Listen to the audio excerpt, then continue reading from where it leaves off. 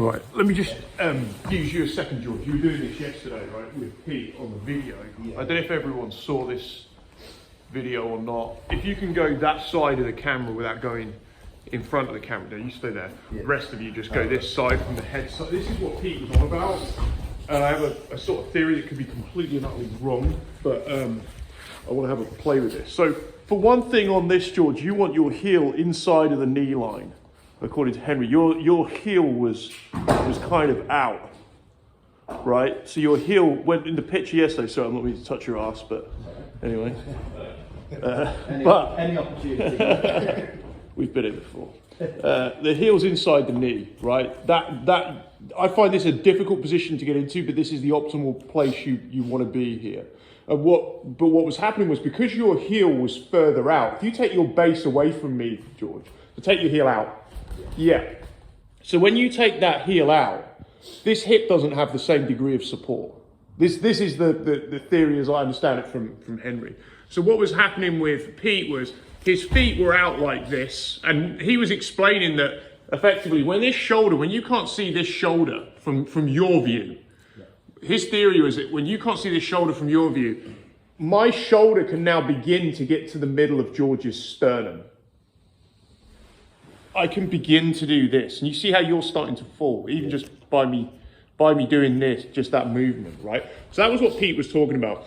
But your heel was far out, so let's just go with a little bit on this, with the heel being out. Yeah.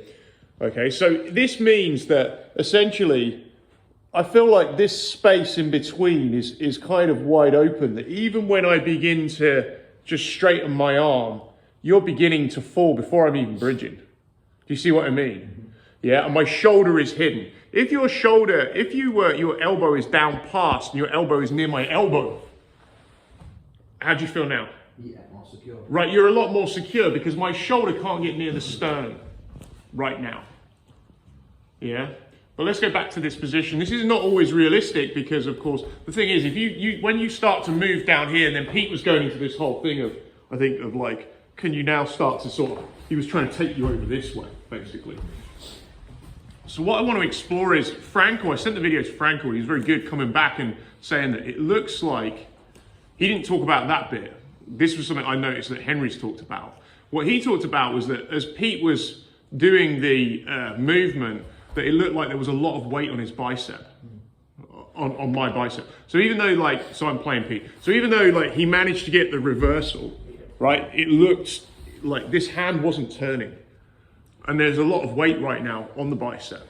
So what I want to play with just for now is to think about, instead of trying to take my shoulder over this, make your shoulder turn over this hip, and you can really sit on this bicep now as well. See now, if you now come the other side, the more you bring that elbow down, George, to the elbow, now my bicep is loaded.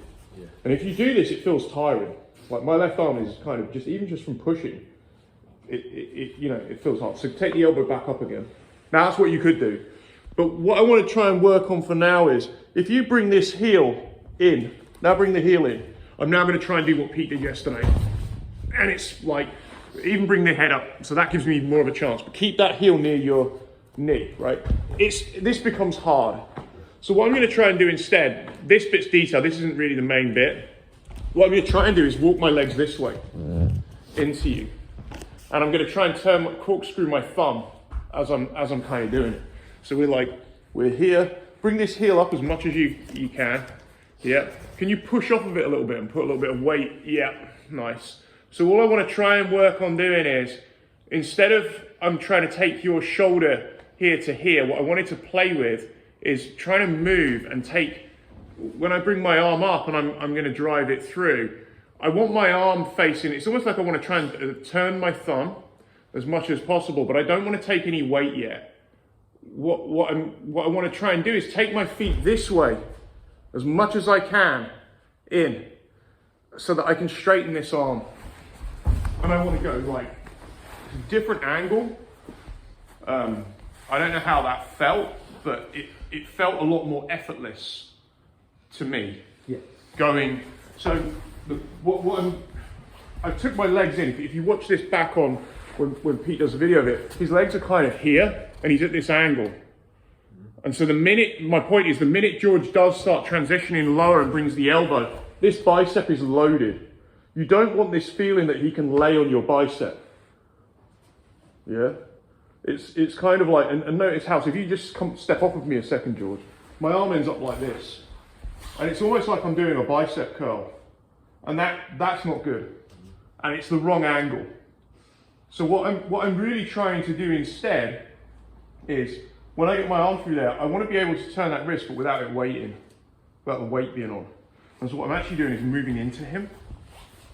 And I'm taking him up to try and take his shoulder over his shoulder, not his shoulder towards his hip. So rather than me going this line, which is what Pete was doing yesterday, and he still rolled you, but if your foot was in the right position, I feel like he may have struggled. That was the point. And what John was saying was it feels like, you could lay on that bicep.